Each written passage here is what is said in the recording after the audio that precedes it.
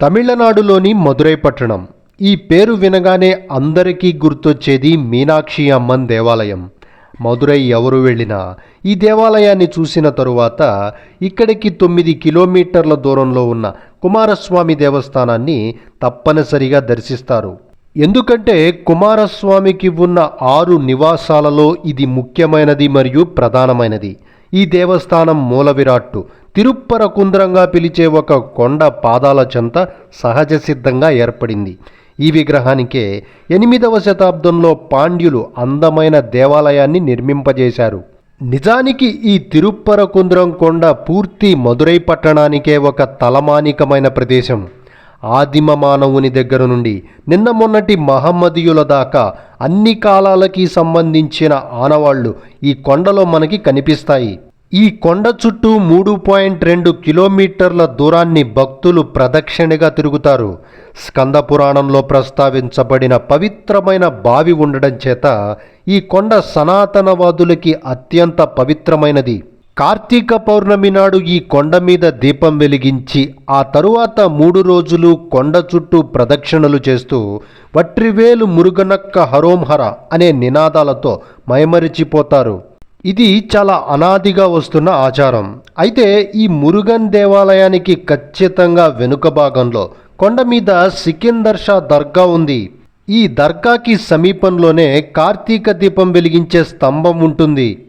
1915లో ఈ దర్గా నిర్వాహకులు దర్గాకి సమీపంలో నిర్మాణాలు చేపట్టినప్పుడు ఈ కొండకి పూర్తి హక్కుదారులుగా ఉన్న మధుర మీనాక్షి దేవస్థానం దీన్ని తీవ్రంగా వ్యతిరేకించింది. ఇలా ఈ వివాదం కోర్టులకి చేరటంతో 1923లో మదురై కోర్టు ఈ కొండ మొత్తం దేవస్థానందేనని, కేవలం దర్గా, ఈ దర్గాకి దారి తీసే మెట్లు మాత్రమే దర్గాకి చెందుతాయని తీర్పునిచ్చింది. ఈ తీర్పుని సవాలు చేస్తూ వక్ఫ్ బోర్డ్ హైకోర్టుకు వెళ్లటంతో అదే సంవత్సరం మద్రాస్ హైకోర్టు ఈ తీర్పుని కొట్టేసింది. దేవస్థానం దీన్ని ప్రైవీ కౌన్సిల్లో సవాలు చేసినప్పుడు మద్రాస్ కోర్టు ఇచ్చిన తీర్పునే సమర్థించింది ప్రైవీ కౌన్సిల్. ఇది మొదలు 2024 దాకా కూడా ఈ తీర్పు ప్రకారమే ఈ కొండ మీద కార్యక్రమాలు జరుగుతూ వచ్చాయి. అయితే 2024 నుంచి తిరిగి ముస్లింలు ఈ కొండ మీద నిర్మాణాలు చేపట్టాలనుకోవటం, అలాగే ఈ కొండని సికిందర్ కొండగా పిలుస్తుండటం మొదలైంది. దీంతో పాటు దర్గాకి సమీపంలో ఉన్న ద్వీపస్తంభం దర్గాకి సంబంధించిందే అని, ద్వీపం వెలిగించే ఆచారం కూడా దర్గాదే అని చెప్పటం మొదలుపెట్టారు. పరిస్థితులు ఇలా ఉంటూ ఉండగానే 2024 డిసెంబర్లో కొందరు ముస్లిమ్స్ ఈ దర్గా దగ్గరికి కోళ్ళు మేకలని బలి ఇవ్వటానికి తీసుకువెళ్తూ ఉండడంతో పోలీసులు అడ్డగించి కొండ మీద బలులు ఇవ్వద్దని కోరటం జరిగింది. పోలీసుల ఈ చర్యని నిరసిస్తూ తమిళనాడులోని ప్రతిపక్ష పార్టీలన్నీ కలెక్టర్కి నివేదించాయి. అలాగే కొండ మీద అపవిత్ర కార్యక్రమాలని నిరసిస్తూ హిందూ సంఘాలు కూడా శాంతియుత ప్రదర్శనలకి పిలుపునిచ్చాయి. దీనికి కలెక్టర్ నిరాకరించి నిషేధాజ్ఞలు జారీ చేశాడు. దీంతో హిందూ సంఘాలు మదురై కోర్టుని ఆశ్రయించడంతో కోర్టు అనుమతినిచ్చింది. వేల సంఖ్యలో హిందువులు పాల్గొని సేవ్ కందమలై అనే నినాదాలు చేశారు. బీజేపీ నాయకుడు రాజా ఈ దర్గాని ఇక్కడి నుంచి పూర్తిగా వేరే ప్రాంతానికి తరలించాలని అనడంతో జాతీయ స్థాయిలో తిరుప్పరకుంద్రానికి దక్షిణాది బాబ్రీ మసీద్ అనేలా ప్రచారం లభించింది. ఈ దర్గాని తరలించటం అలా పక్కన పెడితే అసలు ఈ దర్గాని ఎవరు కట్టారు, ఎందుకు కట్టారు, ఎవరు దీనికి అనుమతి ఇచ్చారో తెలుసుకోవాలంటే 700 సంవత్సరాలు వెనక్కి వెళ్ళాలి. దక్షిణాది మొత్తం ముస్లిం దండయాత్రలతో కాకతీయ, హొయసల, పాండ్య సామ్రాజ్యాలు కూలిపోయి ప్రజలతో పాటు రాజవంశాలు కూడా ఒక ఆసరా కోసం ఎదురు చూస్తున్నప్పుడు విజయనగర సామ్రాజ్యం ఉదయించింది.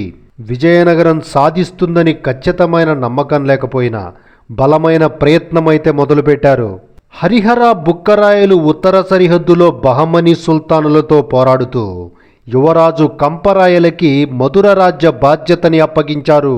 కంపరాయలు తన భార్య గంగాదేవితో సహా విజయనగరం నుంచి బయలుదేరి అనేక ముస్లిం ప్రాంతాలని జయించుకుంటూ కాంచీపురం చేరుకున్నాడు. కాంచీపురంలో ఉంటూ మధుర మీద దాడికి పక్కా ప్రణాళికని రచించారు. మదురై ముస్లింల ఆస్థానంలో గూఢాచారుల్ని ఏర్పరిచి ఖచ్చితమైన సమాచారంతో జరిగిన ఈ దాడులు విజయనగర విస్తృత ఆలోచనని, నిబద్ధతని మనకి గుర్తు చేస్తాయి.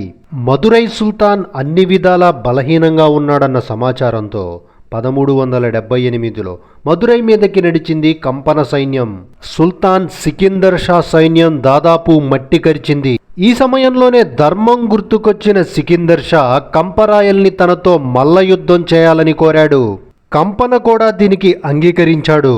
సికిందర్ షాతో మల్ల యుద్ధానికి ఎందరో సేనాధిపతులు ముందుకు రాగా వాళ్ళందరినీ వారించి కంపన మల్ల యుద్ధానికి దిగాడు.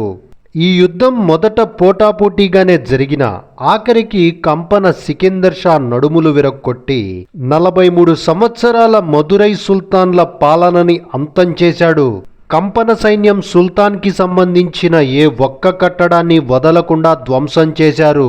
ప్రస్తుతం 43 ఏళ్ల ఈ రాజ్య పరిపాలనకి సంబంధించి సుల్తానులు ముద్రించిన కొన్ని నాణేలు తప్ప ఇతర ఆధారాలు ఏవీ లేవు. చనిపోయిన సుల్తాన్ సికిందర్ షాని మదురైకి సమీపంలోని కొండపై ఖననం చేయటానికి అనుమతించారు. ఈ సమాధినే తిరుప్పరకుంద్రం సికిందర్ దర్గాగా నేడు పిలుస్తున్నాం. 700 సంవత్సరాల క్రితం ఏర్పడ్డ ఈ సమాధి కారణంగానే ఈ తిరుప్పరకుంద్రం మొత్తం ముస్లింలకే చెందుతుందని వక్ఫ్ బోర్డు వాదిస్తుంది. ఈ వివాదంలో మద్రాస్ హైకోర్టు 1923లో ఏర్పడిన స్థితినే కొనసాగించాలని, కార్తీక దీపం కూడా కొన్ని షరతులతో నిరభ్యంతరంగా వెలిగించుకోవచ్చని తీర్పునిచ్చింది. దీన్ని వక్ఫ్ బోర్డు సుప్రీంకోర్టులో సవాల్ చేసింది. 2026 ఫిబ్రవరిలో సుప్రీంకోర్టు మద్రాస్ హైకోర్టు ఇచ్చిన తీర్పునే సమర్థిస్తూ తిరుప్పరకుంద్రంలో కార్తీక దీపాన్ని వెలిగించుకోవచ్చని చెప్పటంతో ఈ వివాదం సద్దుమణిగింది. ఈ వివాదం గురించి మీరేమనుకుంటున్నారో ఖచ్చితంగా కమెంట్స్ల రూపంలో తెలియజేయండి. అలాగే లైక్ చేయండి, సబ్స్క్రైబ్ చేయండి, షేర్ చేయండి. దీంతోపాటు ఖచ్చితంగా హైప్ కూడా చేయండి. Thank you.